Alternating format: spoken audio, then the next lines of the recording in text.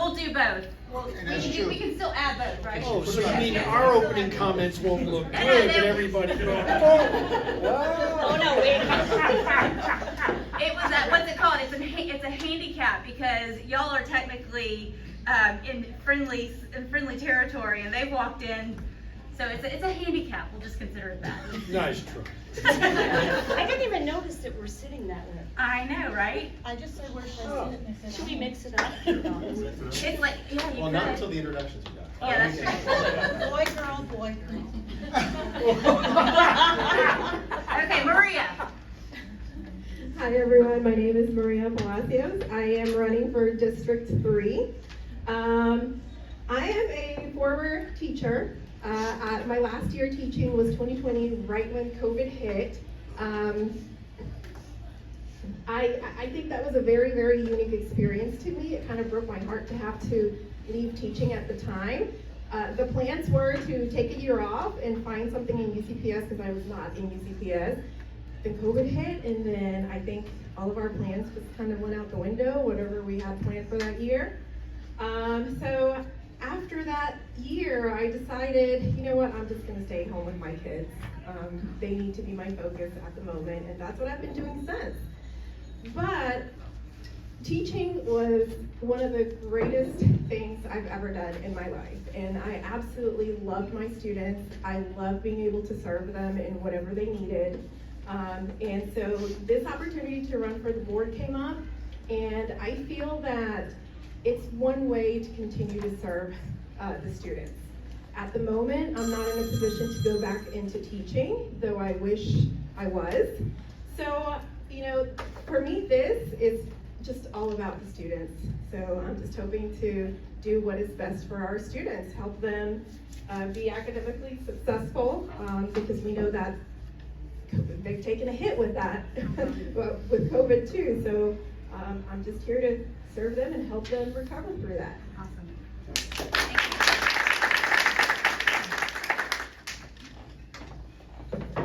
I was an elementary teacher. I don't need a microphone.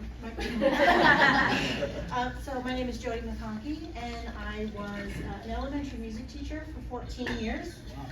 11 of that was at Sardis here in Union County. And I loved being a UCPS employee and working for them, and I stretched myself as far as I could at the school beyond just my music classroom and worked on academics, spelling bee, math tutoring, English tutoring. I mean, I loved doing everything I possibly could, and then even had opportunities county-wide, working for students in all the schools, putting together some music festivals, and so I really got some great experience, and even working with assistant superintendents all the way up to the superintendent while I was working there.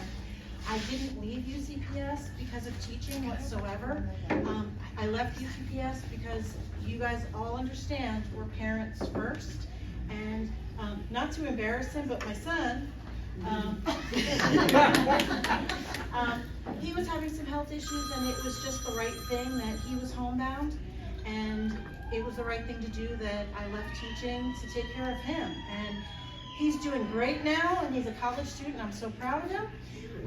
And so, of course, what happens, I start getting it back into, you know, what's going on with the school system. I also have a daughter who is a junior at Porter Ridge High School.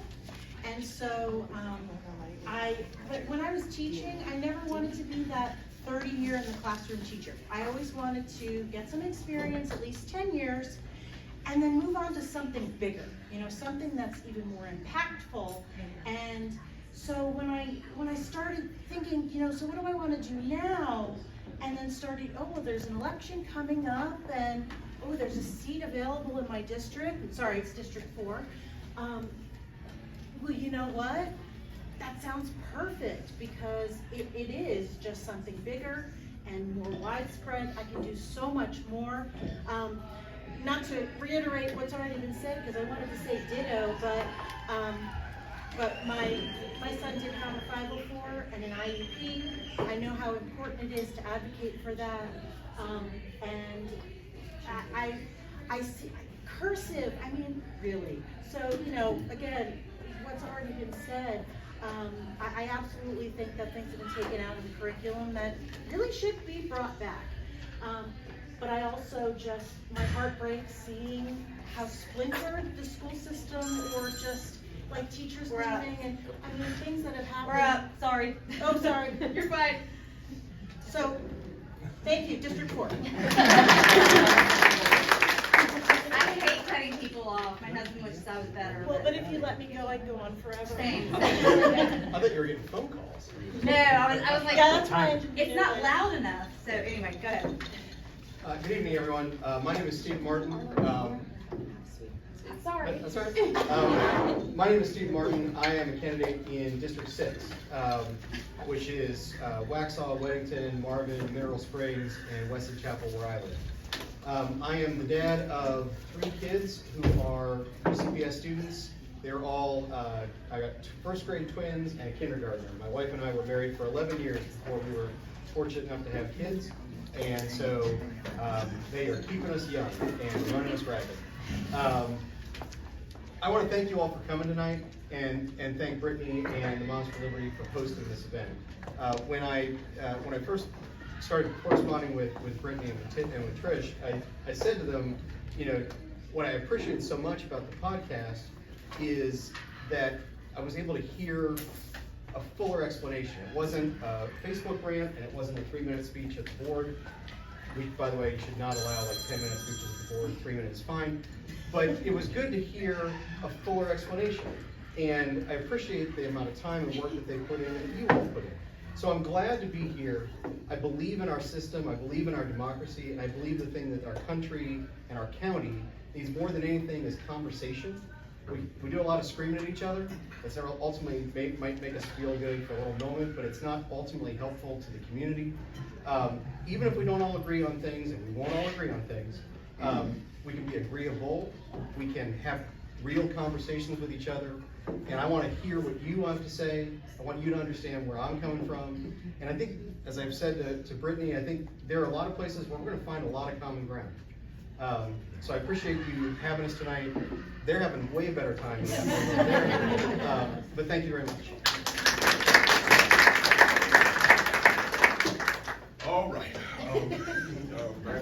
I'm John Kirkpatrick. Reverend Kirkpatrick, but John is fine. I have no problem with that. I'm a native of Union County, born and raised in Marshville, North Carolina. I currently live in Monroe. My wife and I, we will be married 9 years, April 20th, in a few weeks. And so we have wonderful adopted children that just so happened came to the house one day and they never left. So they've been with us for years. My youngest is a senior at Morris College, who will be graduating in December. And so I've been in this field, I guess, with education and nonprofit for right at 15 years, from working as a TA in Union County Public Schools as well as Mecklenburg County, as well as an executive director for one of the largest nonprofits in the nation in Richmond County Communities and Schools, where I work with inner city students and families, providing resources for them as well. And so, again, along with everyone else, I believe that we should get back to the basics. I'm excited to be here.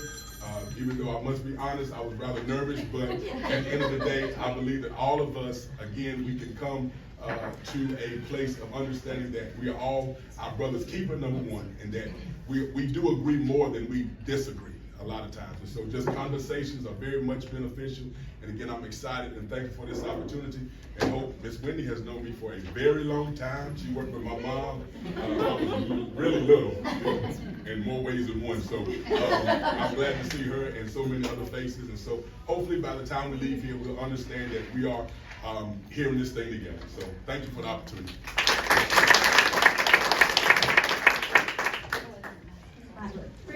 Yes. Does anyone want a water? Sorry. I bought extras. I have one more water. You want a sweet tea, right?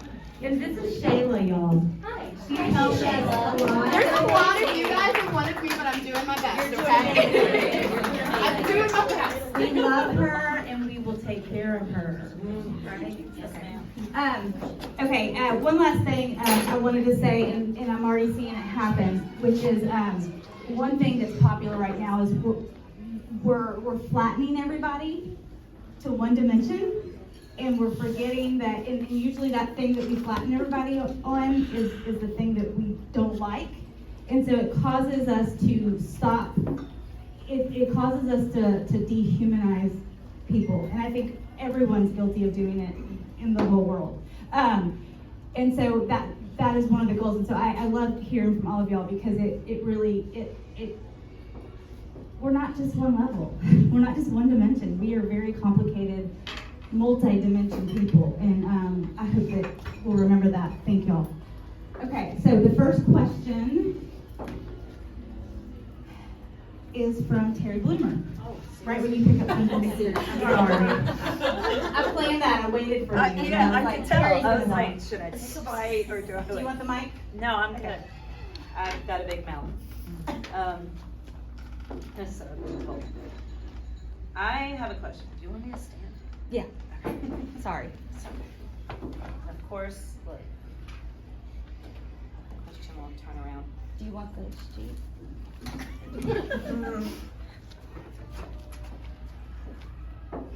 With about 3,000, and I believe that was the number that was told to us in the curriculum meeting. I didn't go back and double check, but with about 3,000 UCPS students that are in the Exceptional Children's Program, how will you work to provide more equality inclusion for those students, whether it's in sports, academics, or socially? Do you want us to, does everybody answer, or who wants to answer? Was that for a specific person or what? Is that for Yeah. everybody? Is that for everybody, or do you want to direct it? it? Whoever wants to take it. I mean, if somebody wants to take it, that's fine. I'll take it. Okay. I think it's one of these Say it. things where if you feel called to Yeah. take it, and then Yeah. somebody might say what you would say, and just feel free to be like, ditto. Barry, I can Don't help need you it. too. Yeah, and, Okay. a couple of things. 2 years ago, before all this mess hit, we started a retail type store for our TTA students called Coffee Nut Cafe in Monroe. The kids were trained, they would come in and run it like a real coffee shop. And we all know how these retail, like fast food places, are dying for folks. Well, COVID's knocked that out. We had one at Porter Ridge High School, and at Cuthbertson High School, they had a candle shop.